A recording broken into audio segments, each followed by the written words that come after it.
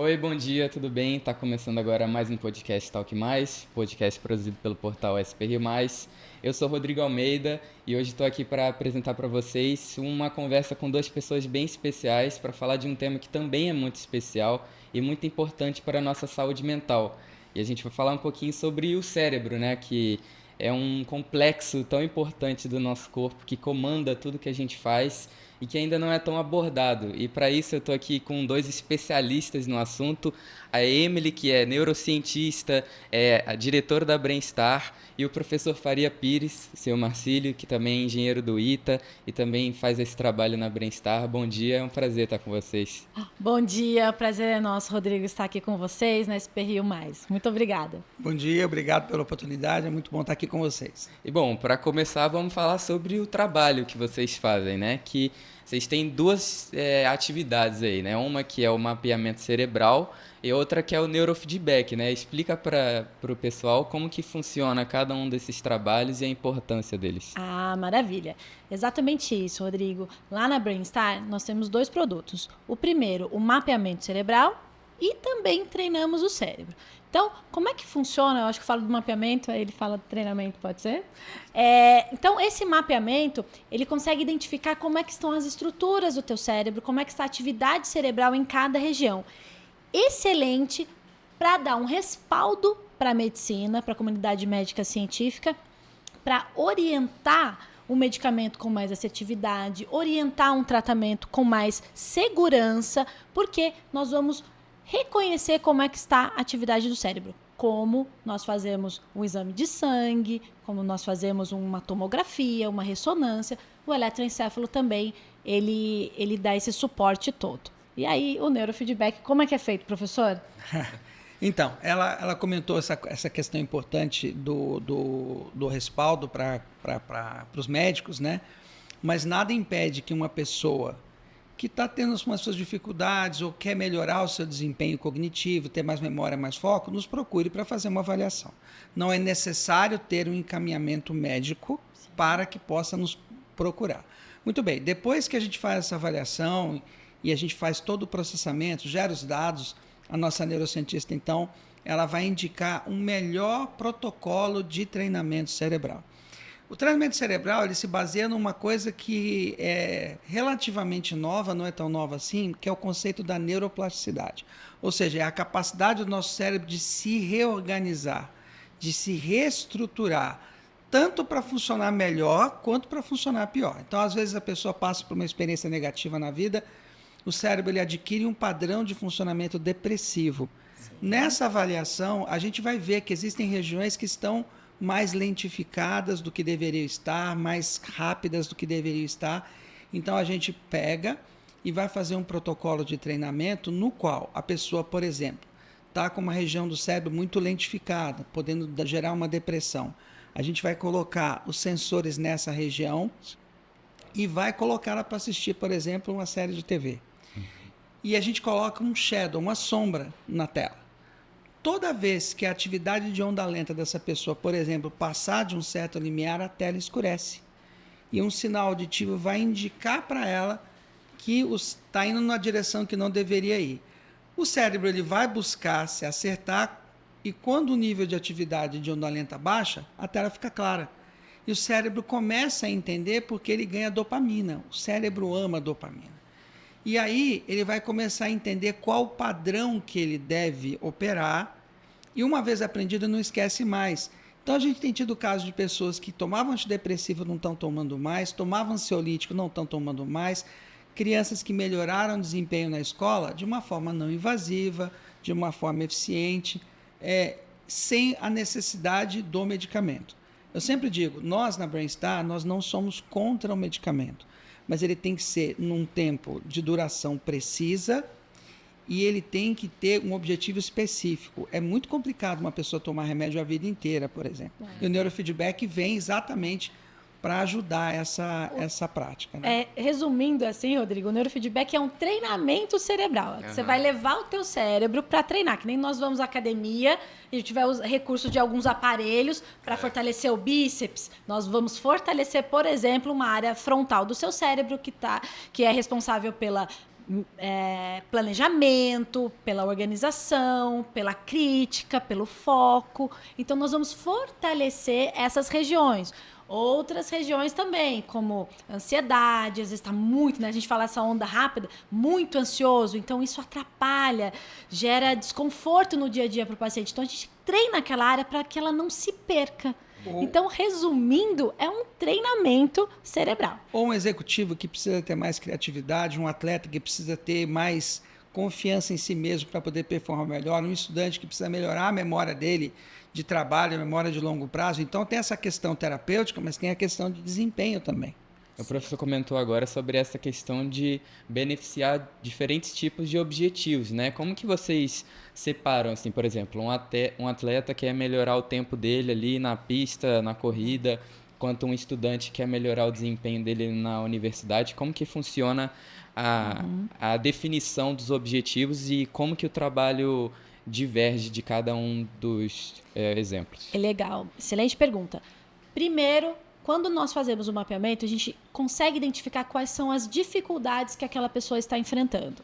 Então, muitas vezes, né, assim, quem vê cara não vê coração, quem vê cara não vê cérebro, gente, não é? Então, assim, primeiro a gente identifica onde é que estão as dificuldades. Diante disso, nós vamos planejar uma estratégia de treinamento para que ele consiga ter essa resposta. Então, o exemplo de um atleta. Nós temos lá na clínica 2 atletas de alta performance, uma do SESI e a outra de Pinheiros. Elas fazem o quê? Eu treino regiões do cérebro que são responsáveis pela parte sensório-motora. Então, elas precisam de uma braçada muito eficiente junto com uma perna muito eficiente. Também, ela precisa de um córtex pré-frontal muito astuto para definir qual que vai ser a estratégia de nado dela. Se ela vai performar muito rápido no início ou não, né, isso em conjunto com o treino, com a estratégia que o treinador dela ofereceu. Nós estamos dando respaldo para que aquilo aconteça de maneira mais limpa, mais segura e mais eficaz. Então, treinamos, colocamos sensores nessas regiões e aquela região ela é neuromodulada, ela fica com mais atividade para que ela performe de maneira mais segura. Então, a gente que nem eu falo para elas assim, olha, você compete como você treina. Então, se o seu treino for um treino ótimo, a sua competição também tende a ser. E, em consequência, também treinamos áreas para que o emocional delas fique com mais respaldo. Primeira situação, você tá no momento diante da largada, né? Você fica com muita ansiedade. Então, aquilo, a gente já treina o cérebro para falar assim, tá tudo bem, vamos lá fazer o que você sabe. Não deixar a plateia interferir ou um concorrente interferir. Então, para ele dar mais segurança, para que ele tenha mais postura de uma atitude de um atleta de alto desempenho na prova. E também, quando às vezes a pontuação não é tão boa. Por quê? Elas vivem de milésimos de segundo. Sim. Quer dizer, e aí o emocional fala, puxa, eu não consegui por milésimo de segundo. Não, foi só um milésimo de segundo. Então, amparar esses atletas também, o emocional deles antes e depois, isso é muito importante. Então, trabalha com o atleta, no caso, é nessa questão. E aí você fala um pouquinho como é a patologia. Então, além disso, a gente faz um questionário, né? Um questionário onde a gente pergunta o que a pessoa está buscando. Né? A gente tem caso, por exemplo, de uma pessoa que era um executivo de uma empresa importante aqui de São José e ele começou a fazer por uma questão de sono, etc. E quando terminaram as sessões e a gente, olha, como é que está o sinal? O sono está ótimo. Mas ele percebeu que melhorou o foco, criatividade, etc. E ele agora continua treinando conosco porque ele quer manter isso, ele quer desenvolver essa parte, né? Então, o atleta se beneficia, o executivo. Agora, a questão terapêutica ela é uma questão importante, por quê? Porque hoje a medicina ela tem vários marcadores para doenças do coração, doenças do fígado, doenças renais. Então, você consegue pegar uma patologia cardíaca com muito mais antecipação. Então, muito menos pessoas morrem do coração, etc. Mas as doenças mentais, e doença mental tinha um estigma de que é maluco, não é nada disso. Né? 1/5 da humanidade vai passar em alguma etapa da sua vida por uma questão de saúde mental. seja uma depressão, uma ansiedade, um problema atencional, um problema de foco, um problema de sono. Então, nessa questão, a gente tem condição de pegar muitas vezes coisas que estão no início, com marcadores objetivos, de olha, pode parecer que não, mas nós pegamos aqui, por exemplo, uma lentificação na parte esquerda da cabeça, que pode afetar daqui a algum tempo a sua capacidade cognitiva. E a gente já começar a modular isso, ou encaminhar para o médico, né? Então, essa parte terapêutica ela é muito importante, porque com o eletrocefalograma a gente consegue ter marcadores até antecipados, que é uma busca da medicina. Uma previsibilidade, né? Você consegue observar antes, antecipar o que a patologia se estabeleça, né? Então, às vezes ela está ali com um transtorno, uma síndrome e, de repente, não evoluir, ela não ganhar corpo e, às vezes, assim, é só uma ansiedade. Eu estou um pouco... eu tenho uma reunião, eu tenho uma entrevista, eu fico muito ansioso. Uma coisa, né, a expectativa, mas não aquela ansiedade que paralisa. Então, às vezes, eu preciso apresentar um trabalho na escola, eu preciso me expor, eu preciso fazer uma palestra. E aí aquilo, fica uma questão ansiosa, de repente ela toma um tamanho tão grande que paralisa. Então, se a gente já observa antes, fala, peraí, tá desconfortável aqui para mim. Então, treina. Que nem, tem até um slogan da nossa camiseta, que a gente vai trazer uma para você, que é assim, treine sua mente como você treina teu corpo. Legal. Porque é justamente isso, você cuidar da sua saúde mental, para você desenvolver não só no trabalho, mas também em casa. Porque muitas vezes a gente se dedica tanto no trabalho, chega em casa, não sobra para o filho, não sobra para a esposa, não sobra para o marido. E aí a gente coloca um chicote de culpa o tempo todo. Puxa vida, eu sou um excelente profissional em qualquer área, mas em casa eu estou deixando, né, minha família a desejar. Então, se você cuida da sua saúde mental, você fica melhor com você. Exatamente. Isso é muito bom. Uma coisa importante é assim, hoje em dia, a gente tem uma questão na psiquiatria muito interessante, porque a psiquiatria ela faz um trabalho maravilhoso. E ela colecionou ao longo de vários e vários anos sintomas associados às diversas questões. Então, existe um livro chamado DSM, que é a Bíblia da psiquiatria, onde você vai a um psiquiatra e você vai dizer para ele o que você está sentindo. Olha, eu tenho dificuldade de dormir, eu tenho isso, eu tenho aquilo. Ele vai pegar essa coleção de sinais que você tem e vai encaixar aquilo em um diagnóstico. Esse diagnóstico, ele vai levar quase sempre a uma medicação, indicação para você fazer atividade física, mudar hábitos de vida para poder ter aquele resultado. Mas nem sempre esse diagnóstico é acertado. Hoje em dia, por exemplo, nós temos uma questão muito importante do TDAH. Então, várias crianças que vão mal na escola são diagnosticados com TDAH, sendo que essas crianças muitas vezes estão inundadas com iPhone e telefone o dia inteiro, tela e não tem TDAH. É uma questão de que ela está acostumada com informação rápida e aquela questão da escola é complicada para ela. Então, em 2013, o FDA, que é o Ministério da Saúde americano, reconheceu o eletrocefalograma como uma forma de diagnosticar o TDAH, de avaliar o TDAH. Sim. Então, às vezes a criança vem para a gente, meu filho tem TDAH, e a gente observa que não tem TDAH. É um falso diagnóstico. E ela está tomando uma Ritalina, que é um remédio que pode atrapalhar o crescimento dela, pode ter uma série de outras questões, sendo que não é isso.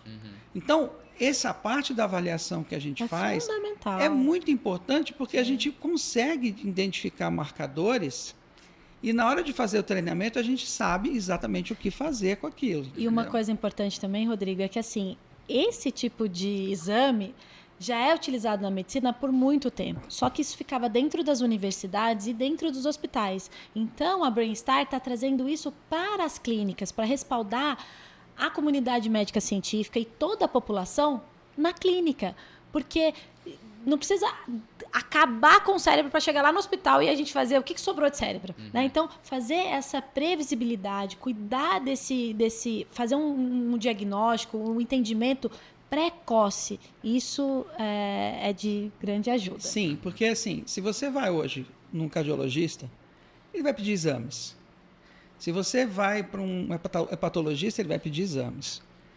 Porque com esses exames, comparando com uma base normativa de dados, ele vai dizer, olha, você tem isso, você tem aquilo.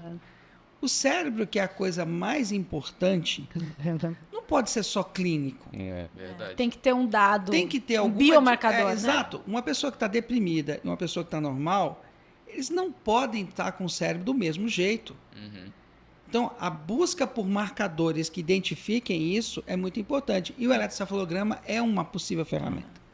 E o serviço que vocês fazem demanda muitos equipamentos e muita tecnologia. E a gente está num polo tecnológico, né? São José. Exatamente. E é um motivo para vocês estarem disponibilizando esse serviço aqui, né? Exato. Eu queria que vocês falassem um pouquinho mais sobre essa questão da tecnologia e a relação de São José com a Brainstar. Tá, isso é uma pergunta muito interessante, Rodrigo, porque assim, um dos diferenciais da Brainstar é porque nós unimos a engenharia com a medicina. Então, sobretudo com esses respaldos, né, esses marcadores. E São José é um polo tecnológico, nós temos parceria com o ITA, ele é iteano, está também doutorando lá em redes neurais no ITA, enfim, então a gente tem universidades, a gente tem um instituto muito robusto, né? E vamos falar um pouquinho mais sobre a engenharia, professor. Sim. Então, a minha formação é uma formação meio diferente. Eu me formei como piloto militar na Academia da Força Aérea em 1989. Aí, depois de voar alguns anos, eu percebi que a atividade da Força Aérea era uma atividade extremamente tecnológica, então eu vim fazer engenharia eletrônica no ITA. Aí eu me formei no ITA em 2000 e acabei ficando no ITA como professor durante 20 anos. O que eu fazia lá no ITA? Eu trabalhava com processamento de sinais de radar. A minha atividade é uma atividade chamada guerra eletrônica, né? O Gripen, até fazendo um parênteses, aquele avião sueco, em parceria, né, com o ITA, foi ele que desenvolveu. Então, pessoal, eu escolhi um bom engenheiro para Brainstar, né? O sistema de identificação amigo e inimigo do Gripen, a gente teve a oportunidade de gerenciar o projeto, né? E aí o que acontece?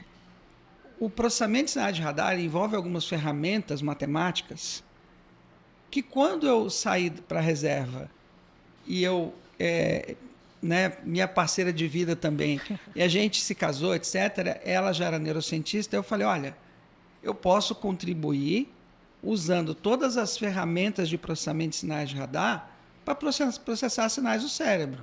Legal. E deu muito certo. Por quê? Porque a gente fez o desenvolvimento do nosso processo usando as ferramentas adequadas e agora a gente está no ITA com um projeto de desenvolvimento de inteligência artificial para eletroencefalograma. E o ITA está muito interessado. Nos chama para dar aulas, a gente está participando de um projeto de avaliação de pilotos lá, porque eles perceberam que o eletroencefalograma é uma excelente ferramenta, por exemplo, para avaliar o esforço de atividade humana na aviação. Então, a gente faz esse sistema. E a gente está pegando toda essa tecnologia que a gente tem disponível para poder fazer o nosso trabalho na Brainstar. É importante também salientar que nossos equipamentos têm Anvisa, tem Metro. Então, assim, nós estamos trazendo o que tem de melhor na comunidade médica científica e engenharia para o uso clínico, que isso já era utilizado nos hospitais e nas universidades, nós também estamos trazendo aqui para a clínica. Legal. Uma coisa que a galera deve estar querendo saber é como que eu posso ir lá, quanto tempo que vai demorar para eu ver o resultado. Isso aí varia muito de pessoa para pessoa, porque tem a frequência de vezes que a pessoa vai também, né? Mas, em média, assim, quanto tempo vocês acham que a pessoa que começa a fazer o treinamento, ela consegue realmente sentir a diferença? E aproveita para citar um exemplo que vocês têm de paciente que... Tá. De hoje. Hoje eu dei uma devolutiva intermediária para uma moça. Só para entender, assim, só antes dele falar sobre isso, que é bem interessante, só para fazer a introdução. Então, primeiro, você faz o mapeamento. Aí, identificamos, fazemos o plano de treinamento. Aí você vai fazer os seus treinamentos em neurofeedback. E aí, eu vou sugerir ali, é que nem uma academia, ninguém vai fazer uma modulação, ficar com o bíceps torneado se fizer uma semana de treinamento. Você tem que ter ali um programa, às vezes 6 meses e tal. Mas lá na Brainstar trabalhamos em sessões, então eu vou falar 20 sessões, 30 sessões, 40 sessões. Então, em média, para a gente começar a trabalhar umas 40 sessões para eu fazer uma reavaliação. Tem algumas pacientes que eu faço em 10, em 20, enfim, dependendo de cada de cada Caso, necessidade, cada caso. Só que quando você já começa a treinar o teu cérebro, né, ele já começa a fazer neuromodulação, ele já começa a se expandir. É que nem quando você está aprendendo um idioma novo, você está aprendendo um treinamento para... Você não é cozinheiro logo na primeira sessão, na primeira aula, mas você já aprendeu ali a habilidade de faca, de corte. Isso já é um aprendizado. Com o neurofeedback é a mesma coisa. Nós já estamos com o aprendizado. Então, ele já começa a sentir um benefício. Os pacientes falam, doutora, é psicológico? Porque eu já estou me sentindo muito bem. Eu falei, não é psicológico, porque já está agindo. Então, nas primeiras sessões, nas primeiras 2, 3 sessões, o paciente já sente um conforto. Legal. E aí, o que acontece? Entre 10, 20 sessões, eu vou falar assim para você, Rodrigo, vamos fazer uma reavaliação. Porque eu quero ver como que essa área do teu cérebro performou de fato. Olha, então a gente tem uma melhora aqui de 100. Nossa, caminhamos, melhoramos 20%, 30%. E aí, essa é a avaliação intermediária que ele vai entrar agora, só para a gente contextualizar. São vários casos, né? O primeiro caso, um senhor, está em torno dos seus 90 anos, alheio, com alucinação, caso assim, difícil. Uhum. A gente começou a fazer as sessões com ele, e eu até dei risada, porque a filha veio falar, olha, meu pai está muito melhor, as alucinações pararam, ele está mais participativo, quem está com dificuldade agora é a minha mãe, porque antes ele não reclamava de nada, agora ele discute, ele conversa com ela, e está voltando a ser ele novamente. Eu falei, que notícia linda. E isso tira, todo mundo pensa assim, estou envelhecendo, vou piorando. Não. Quanto mais um cérebro ele é expandido, quanto mais tempo de vida você tem, mais conhecimento ele adquiriu. Então, essa coisa de, vamos envelhecer e vamos piorar, isso não é verdade, gente. Isso não é verdade. Balela. Aí eu vou para o outro extremo. Um garoto chegou lá, problemas na escola, problemas de socialização, não conseguia prestar atenção.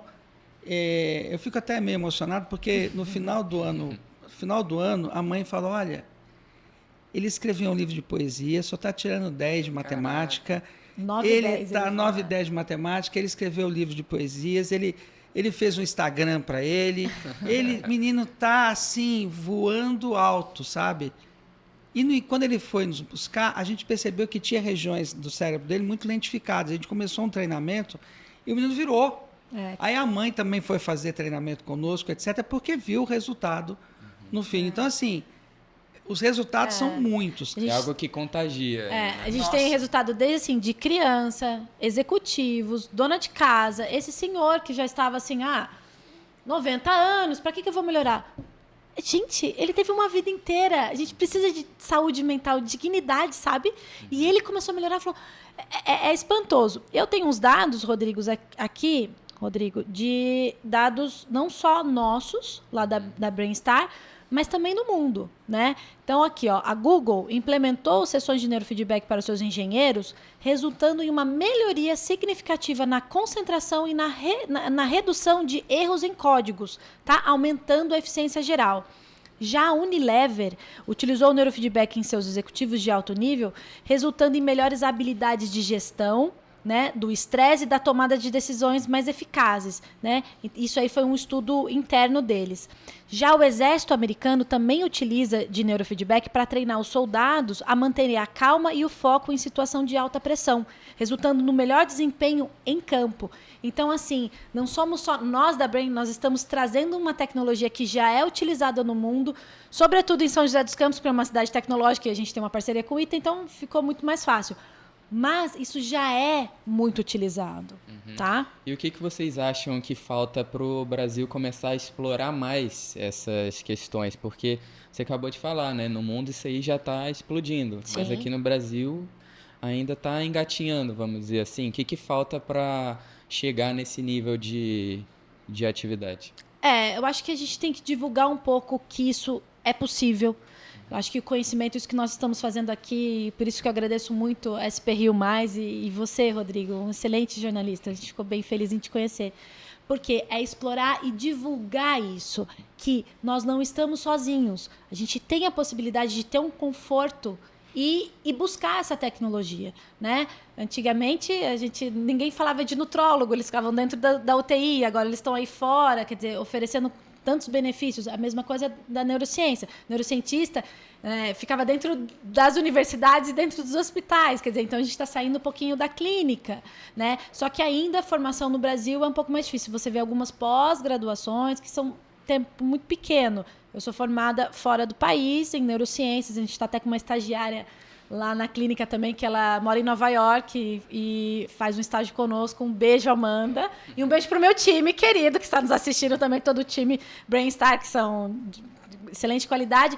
Mas ela é o quê? Ela faz faculdade de neurociências, né, fora. Eu fiz na Duke, na Carolina do Norte, e ela fez também. No Brasil ainda nós não temos. Mas, quem sabe a Brainstar vai começar a formar esse tipo de profissional, até porque a gente precisa também. Eu acho que dessa linha, né, de divulgação, porque quando as pessoas começarem a descobrir que o cérebro tem essa capacidade de se autorregular da neuroplasticidade, quando ele for procurar o seu médico, ele vai perguntar, doutor, e o neurofeedback?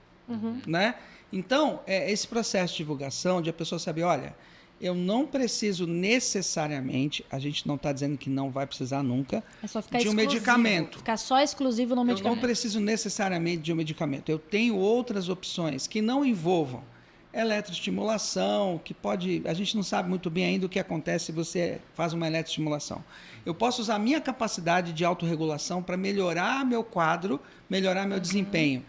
As pessoas, então, sabendo que isso existe, ela vai procurar o seu médico e vai perguntar para ele. E, nesse momento, a Brainstar, a gente busca, é uma visão da empresa, ser referência. Então, o que a gente busca é, se você pensa em neurofeedback, você pensa em Brainstar. E a gente está se qualificando cada vez mais para isso. Legal. Só para tirar a dúvida do pessoal que está assistindo, o método que vocês usam não é nada invasivo. Para mexer no cérebro não tem que abrir a cabeça, né? Não tem nada, tudo né? passivo. Fala pra gente como que funciona a atividade de vocês. A gente pode deixar até o link do nosso vídeo institucional, se você permitir, Rodrigo, para divulgar. Eu acho que isso ia ser bem útil, porque tem... como que é as toucas que a gente usa, os eletrodos, né? Aqui no couro cabeludo, na verdade, eu vou espelhar a atividade do seu cérebro na tela. E é maravilhoso, porque você foi na clínica e conheceu, né? Você identifica, você fala, nossa, sou eu ali em tempo real. Isso é sensacional. O eletrodo é somente colocado em contato e um gelzinho para fazer o contato elétrico, e nada mais. E nada mais, não dá choque, e a gente treina esse cérebro. Então, só a medida, não tem nada invasivo. Não tem nada invasivo. Nada para abrir a cabeça, para ficar tranquilo. Não mexe na personalidade, não vai ler o seu pensamento. Isso é interessante. As pessoas falam assim, mas eu vou me tornar uma outra pessoa. Falar, olha, nós ganharíamos o Nobel, né? Porque psicopatas a gente ia mudar a personalidade. Não, nós melhoramos essa capacidade. Se tem uma área, por que a gente tem doença? Por que a gente... Eu sou cientista. Então as pessoas falam assim para mim, eu tô depressiva. Eu falo, em que região? Eu preciso saber local, amplitude e frequência. Eu preciso desses dados. Eu falo, porque se você tiver depressão, no cérebro todo, você está em coma. Né? Então, assim, eu preciso de dados. Então, a gente vai identificar aquela área que não está funcionando para fazer com que ela funcione novamente. Mesma coisa o estômago. Se você tiver com uma acidez muito elevada, aquilo vai te levar a gastrite, consequentemente uma úlcera e assim por diante. Ou se ela estiver muito baixa, você não consegue fazer a digestão completa. Então você toma, às vezes, alguns medicamentos ou evita certos alimentos que vai ajudar a regularizar esse ácido no estômago. Mesma coisa no cérebro. Tem uma área que não está performando muito bem e está te gerando ansiedade, está te gerando depressão, toque... enfim, tantas outras desordens que se nós treinarmos aquela região vai ficar um pouco mais tranquila e você não vai ficar único e exclusivamente preso a um medicamento e você pode ter outras opções. É esse o nosso objetivo, é trazer, divulgar com vocês o jornalismo maravilhoso, falar que tem essa possibilidade aqui em São José dos Campos e nas outras cidades também, que em breve vamos ter. Mas não machuca, não dói, não vai ler pensamento, nada disso. A gente já está chegando na parte final do programa e para fechar eu queria falar com vocês o que vocês acham que ainda tem para explorar o cérebro, né? Porque a gente comentou o programa inteiro aqui. o cérebro é tão complexo e, tipo, comanda todo o nosso corpo, mas ele ainda está muito atrás de todos os outros estudos dos nossos membros, dos órgãos. O quanto que vocês acham que ainda pode evoluir o estudo do cérebro? E também queria que vocês falassem o que vocês projetam para o futuro da Brainstar. Tá. Eu vou dizer por analogia que um indivíduo que eu admiro demais, Carl Sagan.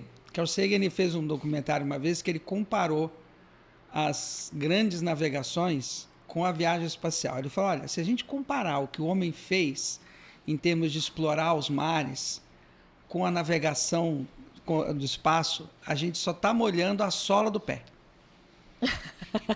Essa foi a analogia que ele fez, né? Está muito no início. O cérebro hoje a gente consegue entender muito bem as regiões, funções de algumas áreas, processos bioquímicos, mas tem muita coisa para ser entendida ainda. E né? Aproveitando o gancho que o professor Faria Pires falou do Carl Sagan, neurofeedback, os primeiros usuários que começaram a usar essa tecnologia foram os astronautas. Isso nos anos 50. O homem só foi à Lua em função porque eles treinaram o cérebro. Isso fica para um outro podcast. Mas é só para falar, nossa, eu vou ser um teste. Isso já é utilizado há muito tempo. Assim, o entendimento do cérebro hoje ele está sendo feito para medicina, arquitetura, marketing, educação, né? Hoje se sabe o mecanismo de estudar, como é que você tem que fazer para estudar direito. É um tema para um outro podcast. Rende outra Qual conversa. é a técnica correta de estudar, por que funciona de um jeito ou outro. Mas otimizar, tem toda uma parte ainda de emoções, sentimentos, tudo isso que tem que ser muito bem estudado. Então, estamos começando uma bela jornada, mas uma jornada que vai durar aí muitos e muitos anos ainda. E previsão do futuro para a Brain. Primeiro, nós somos um centro, né, somos apaixonados por cérebro, então fazemos um relatório de como está o cérebro e também treinamos. E no futuro, queremos treinar essa massa crítica.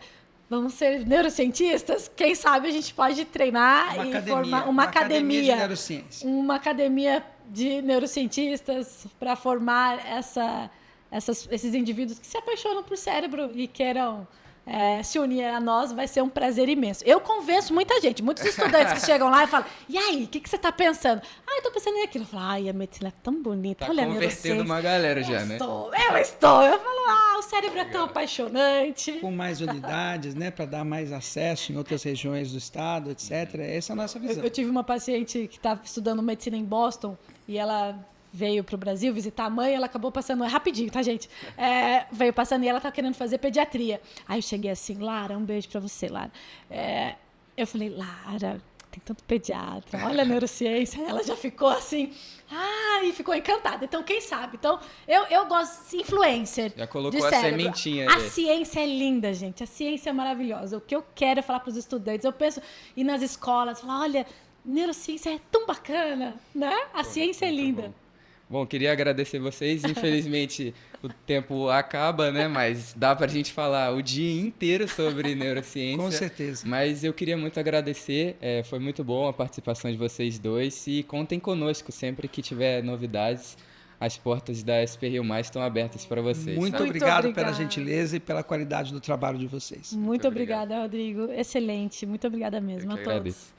E é isso, galera. Acaba agora mais um podcast Talk Mais. Esse e os outros episódios ficam disponíveis tanto no nosso site, que é spriomais.com.br, tanto no Spotify e no YouTube também. Um abraço e até a próxima.